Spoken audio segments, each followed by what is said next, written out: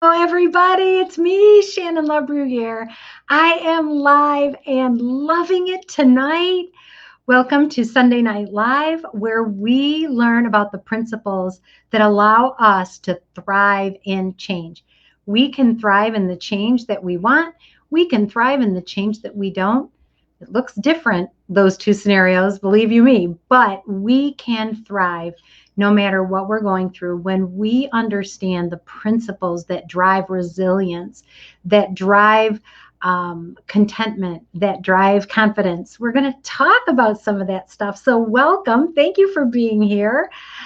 Before we get started, I want to introduce you to tonight's Thrive principle that we are going to explore a little bit, take a deep dive, and it is this one, hashtag respect the now. You know, I did a little bit of looking back and realized I don't talk a lot about this principle, but this principle is powerful. So today is a great opportunity to explore how does the principle respect the now equip us to be able to thrive in the midst of change that we don't want, the unwanted change that comes at us from out of nowhere, or maybe sometimes we see it coming, but we'll explore that a little bit more in a minute. So welcome. Thank you for being here. Hashtag respect the now.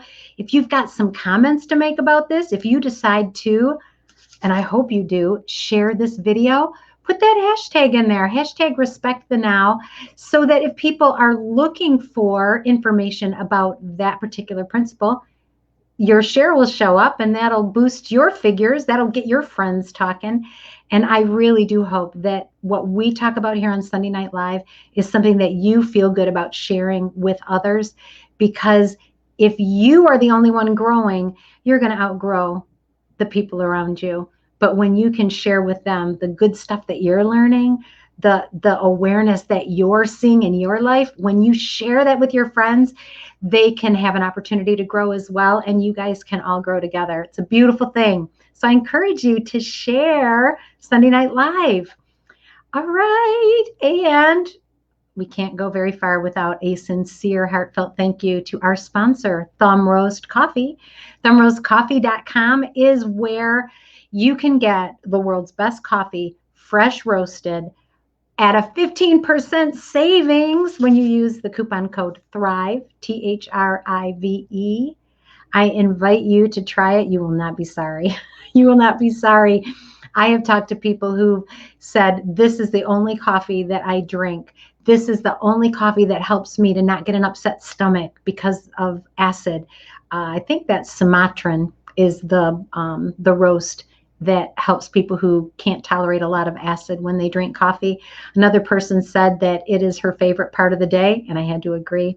So I encourage you, if you want the world's best coffee right to your mailbox, it is fresh, it is delicious, you will love it. Go to thumbroastcoffee.com, use the coupon code THRIVE, THRIVE, and you can get 15% off. What's not to like about that, right? All right. Hello, let's see who's jumping on. Hi, Mary. I'm glad you're here. And Kelly, thank you for being here. And thank you for the kind words. Laura, I'm glad you're here. And Carol as well. Thank you for being here. For those of you who've never been on a live Sunday Night Live broadcast, maybe this is your first time, I would love it if you said hi in the comments. And if you're watching this on a recording, that's the beauty of Sunday Night Live. You don't have to watch it live. If you're watching this on a recording, by all means, drop a comment in. I go back and look. I like to see who's in there, who's participating, what questions and comments do you have? And you can shoot me a message in Facebook Messenger. I would love to hear from you. If this is your first time, post it in the comments. Let us know where you're watching from. And be prepared. Roll up those sleeves. Be prepared to engage, to lean into our conversation tonight so that you get the most out of it. Ready? All right, let's see. Awesome. Okay, so tonight we are talking about control. I posted a meme when I announced this on Facebook. I loved this little video. To me, it was the most amazing thing. It is, if you haven't seen it, I encourage you, you can go to the Thrive and Change page and you'll be able to see the video right where don't do it while we're talking, but when we're done, go check it out because it's posted on the Thrive and Change page. And those of you who are part of the Sunday Night Live Facebook group, I posted it in there as well.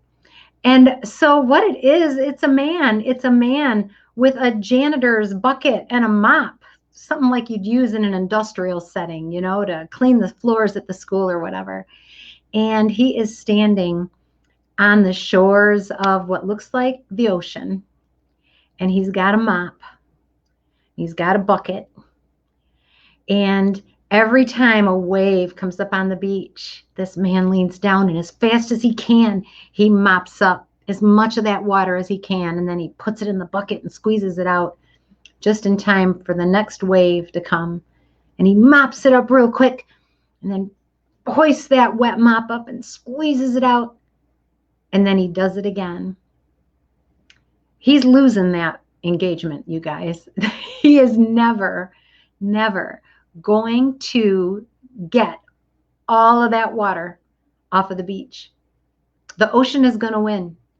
And that is such a perfect picture, such a perfect illustration of what it's like when we try to influence things that are outside of our control, when we try to control the things that are outside of our control. I think that's a better way to put it.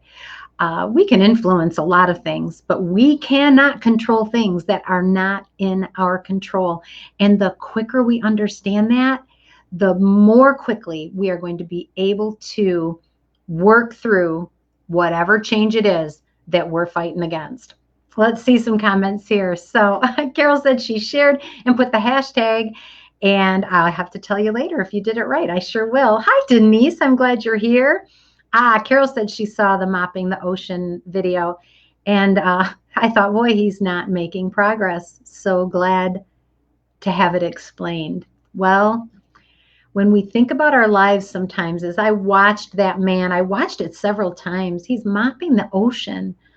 I thought to myself, where in my life have I spent so much energy trying to control the ocean?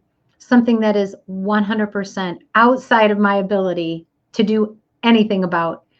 Those waves are going to come in and those waves are going to go out. And no amount of mopping, no matter how big my mop, no matter how big my bucket, no matter how many hours I put in, no matter how hard I work, no matter how tired I get. Are you hearing me? There are situations in our life that we cannot control.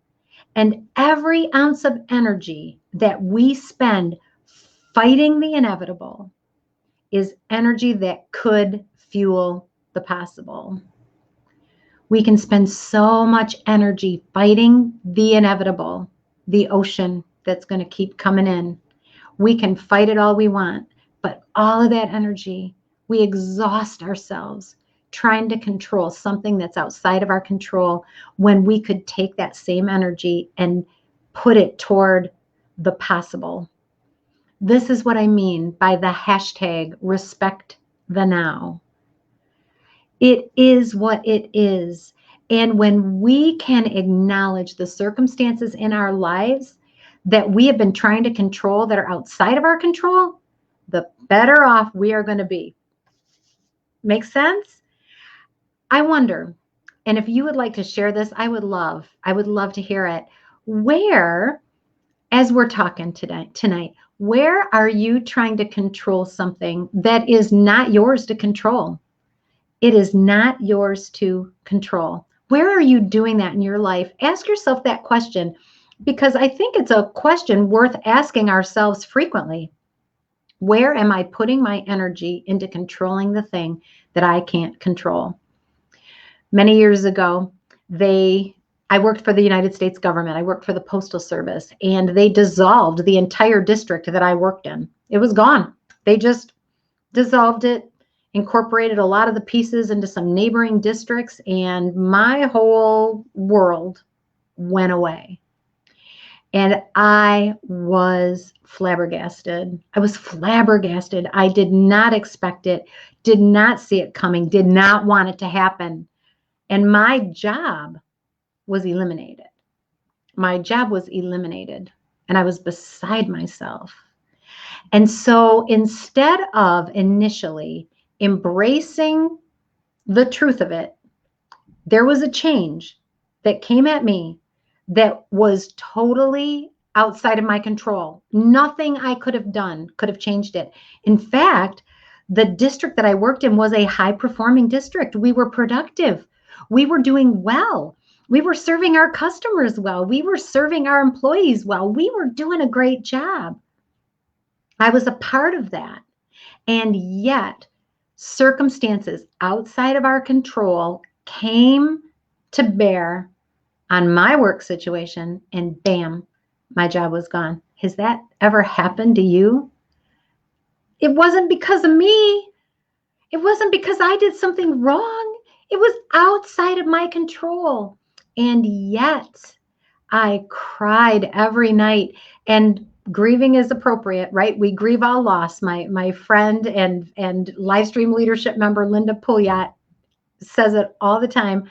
We grieve all loss. But I didn't just grieve the loss of my security and my comfort and my future that I had planned. I didn't just grieve that loss. I got stuck in looking back. I got stuck in trying to second guess, what could I do differently? What could I have done? How could I have changed that outcome? Something that was way out of my scope, way out of my control. It was the ocean, you guys. And I had a little mop and was on the beach trying to soak it all up. And then I turned my attention to trying to still do my job, even though they had told me they didn't want me to do my job anymore. I was holding on tight, you guys. My job was in the media. My role was to reach out to the news media, reporters and television stations, and fill them in on information about what was happening in my organization. That was my job. I loved it. And that got taken away from me. It was gone. And I got a call. I got a call from one of the local news stations, and I had all the information they needed. And so I gave it to them, but it wasn't mine to give anymore. It wasn't my job. I had my mop. I was trying to mop up that ocean, trying to control that big situation that changed. And I thought, I'm just going to keep my little part of the world exactly the same. I'm going to keep doing what I used to do. And somehow, magically, it's going to prevent this change from happening. How many of you know what I'm talking about? Let's see. Kelly says this, it's taken me decades to realize I'm okay with things I can't control. Decades. It's such a lightening feeling to let go of those kind of things, and the world survived. That's really a key piece of it, Kelly, and thank you for bringing that up. Understanding that life will go on without me trying to control the ocean. The United States Postal Service moved ahead without me holding on to the claim I staked on the job that I didn't want to give up. They were able to move ahead without me doing that. The little piece that I thought I had to do, I didn't. I really didn't. There was another person there who was going to take up that load. Somebody else was going to make the decision who had been given the authority to do it. Somebody else was going to step in and do the things that I used to do. And I didn't like it. And so I kept trying to do them. I kept trying to set up little public fun events to promote things. It wasn't a bad motive, but I had a bucket and a mop. And all this change had come my way. And I was like, oh, no. I'm going to clean up this mess. I know exactly what I'm supposed to be doing. It cost me. It cost me, like Kelly said, holding on to the things that I couldn't control cost me in how heavy my load felt. I was dragging, you guys. I was dragging.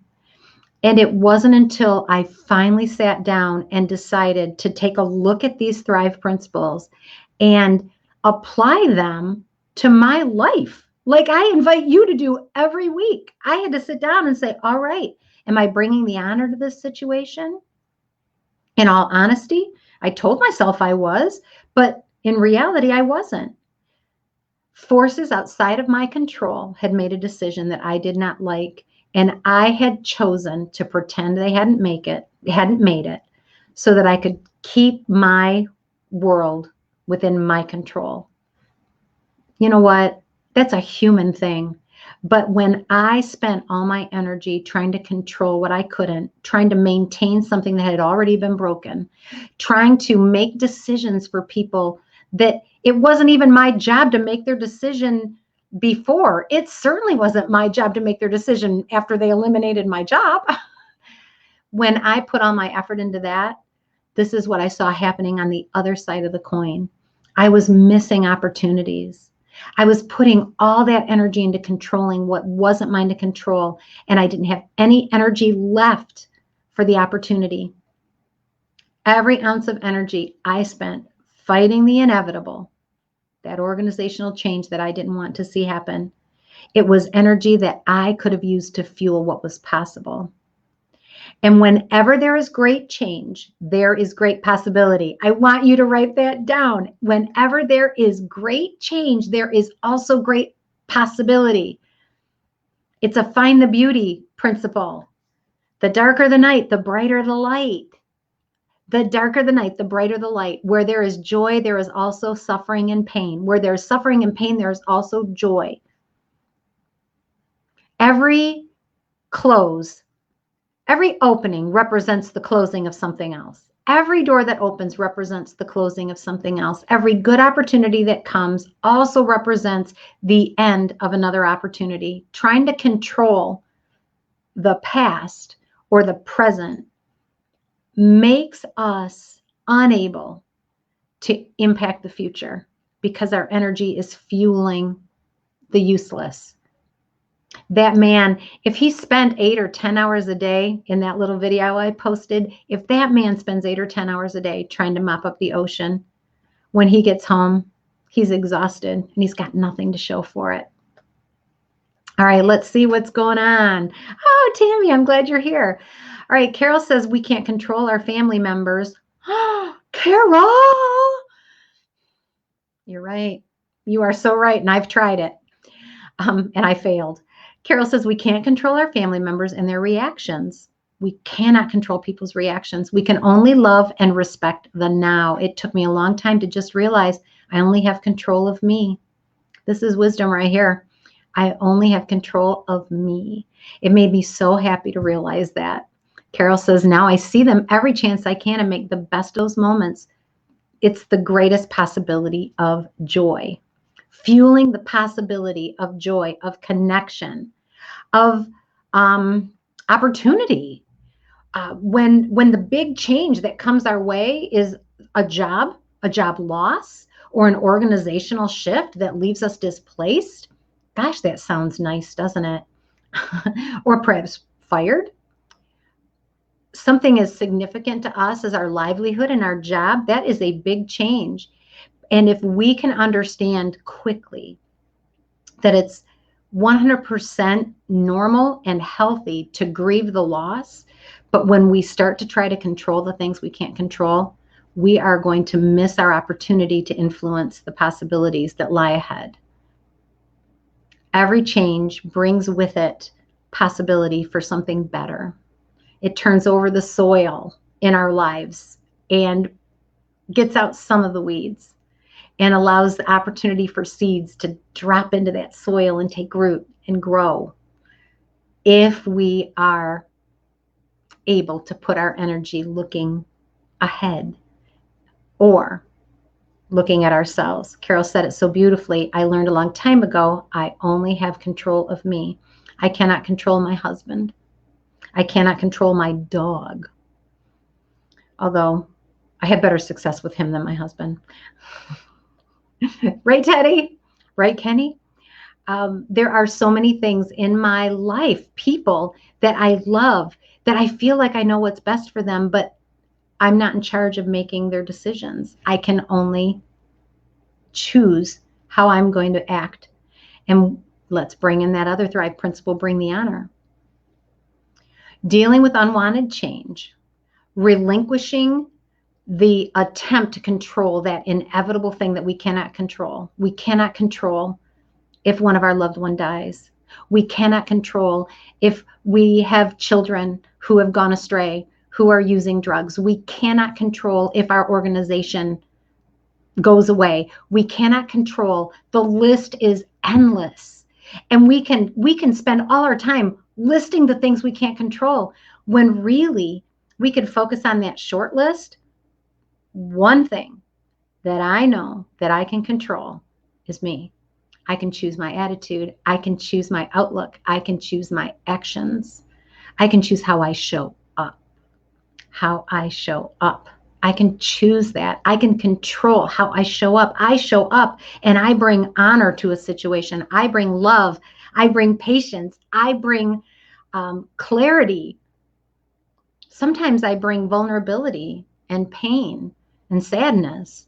But I'm doing all those things with honor, choosing to control the one thing I can control, me.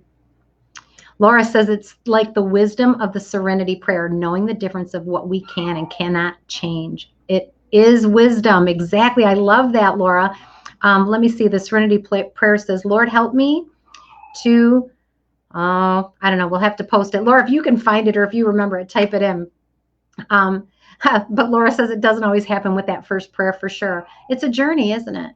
It's a journey. Just like it was a journey for me when my organization eliminated my job and my entire postal district and all of the people that used to be in power weren't anymore. And I was so confused and trying to control my little piece of that pie and keep it from changing when everything around me was shifting.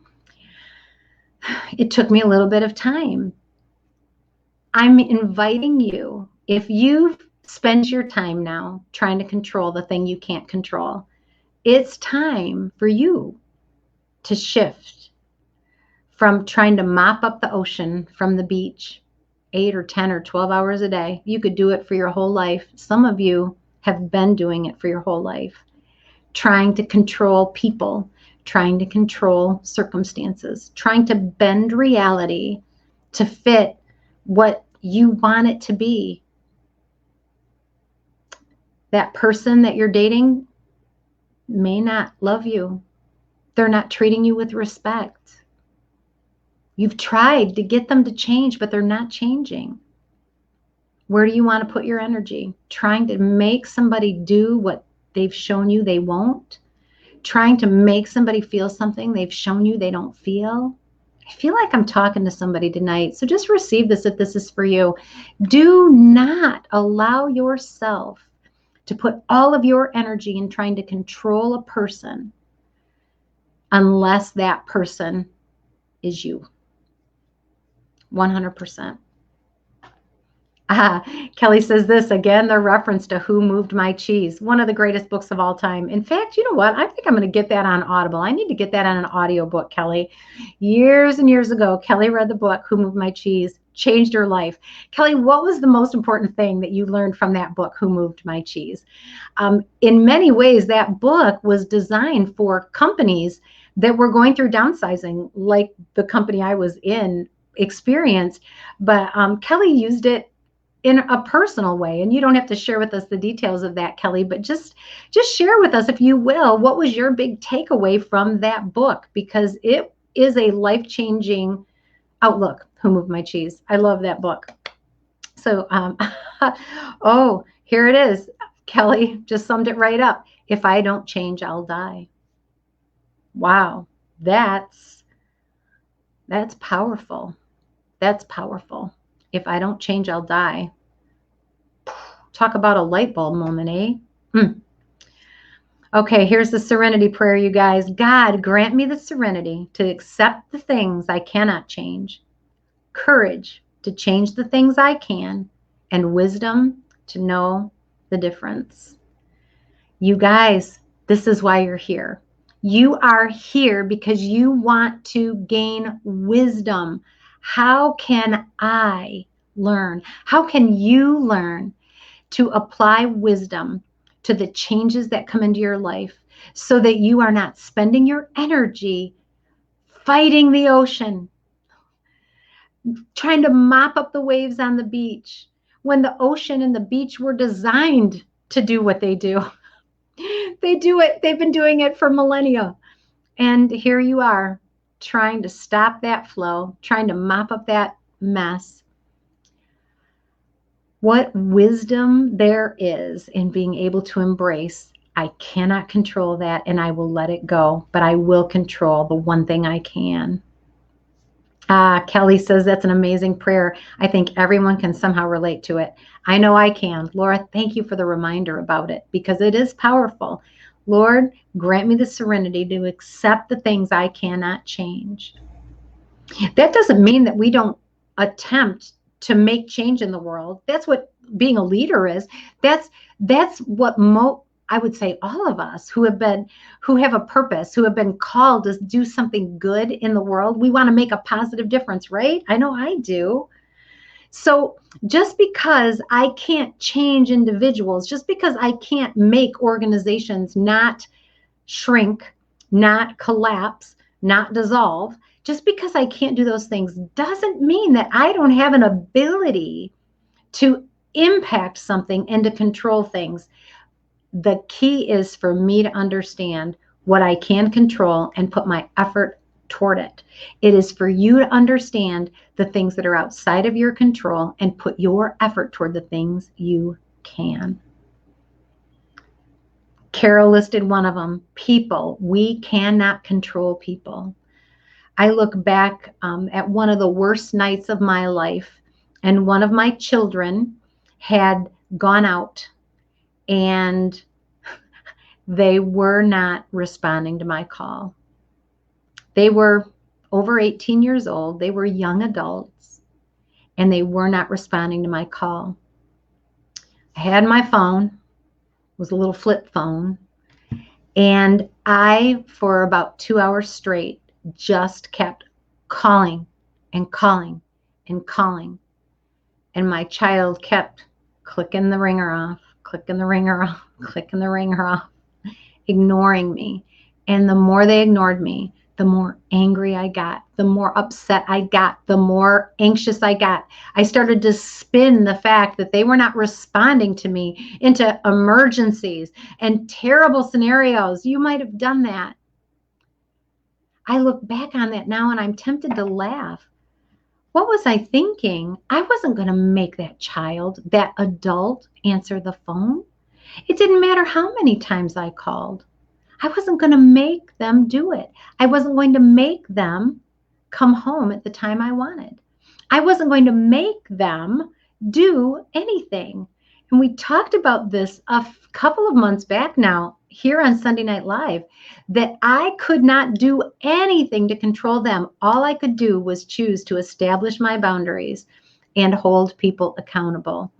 So I am not suggesting for a minute that you just write off trying to influence people, because that would not be true. I think that it's important to try and influence people for good, but we cannot get attached to trying to control them. We cannot put all of our energy into trying to make those situations somehow magically, abracadabra, be different. We have to #respect the now. Kelly says she's done that. Yeah, I think many parents have done that, looking for our child in that time when they're starting to establish themselves as independent, right? I tried to control something that was out of my control instead of focusing on myself. How can I choose my actions according to my values and set boundaries that are appropriate that I can enforce? Can't make anybody do anything, but I can certainly control myself. I can choose how I show up. I can choose to take the energy I spend trying to mop up the ocean and put it toward a possibility, put it toward the opportunities that always show up in the midst of change. When there is change, there is disruption, there is unevenness, there are cracks in the floor, there's walls that are breaking. But in the midst of those cracks, some sunlight shines in, and there's some freedom in those. Respect the now says, I maybe don't like what's going on, but I am not going to try to control the aspects of this that are outside of my control. I'm going to put my energy in the things that I can control. And that starts with me. That starts with you. All right, you guys, that's it. Woohoo! I hope that as you reflect on what we've talked about this week, that you take a few moments, maybe jot down an area in your life where you realize you've been putting too much energy into trying to control something that's outside of your control. I'm going to leave you with this story. Today at church, I talked with a friend who had some eye surgery, and she was, it was serious. It was serious stuff. And she was flat on her back for a long time. She was forced to not watch TV, to not read, to not do anything that strained her eyes, to be still, to be silent. And it was a really, really tough journey for her. And I asked her, what is the part of this journey that you learned the most? What part of that journey is the most valuable to you now that you've healed and you're into the next phase?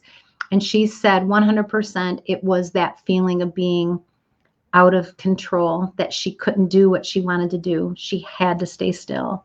She had to be still, even though she didn't want to. Circumstances outside of her control, her health prevented it. And yet she was able to, through prayer, through reflection, through talking with wise counselors, come to a place where she was able to say, now as she looks back, that the best lesson that she learned from that challenging journey was that she can be still, that she can be still, that she doesn't have to be in control, that things can happen without her fingerprints all over them, and it's okay. What a beautiful thing. The midst of her unwanted change, she was able to see a great lesson and learn something. Hashtag find the beauty. She found some beauty in there, even in the midst of all the change. You can do the same. I can do the same. And I wish you all the best as you move forward this week. May the changes that come your way be, oh, I was going to say be powerful, but that can be a little bit surprising. I pray that that you are able to deal with the changes that come your way with resilience, with clarity, with positivity. And I love you. Kelly says, I was the only fryer at Taco Bell. I can't work every day. I have to trust that my boss could train someone else to do it. He did train someone, and I feel lighter. Yay, Kelly. I love that. And thank you for sharing. Yes, just because we're the only one who knows how now doesn't mean that we have to be the only one who knows how in the future, right? But the pressure, that obligation. Oh, Carol says tonight was incredible. I am glad that it was good for you, Carol. I'm glad that you're taking something powerful away. You guys use this stuff. Use it, practice it. And if you mess up, it's okay. I mess up all the time. Go back and revisit it. Go back and look at that principle. Respect the now. Am I understanding where I'm at? Am I being honest about what's happening around me? Am I being fair to myself, or am I trying to make myself mop up the ocean? Give yourself permission to put all that energy into the possibility. You will not be sorry. All right, with that, I love you. I'll talk to you soon. Take care. Bye.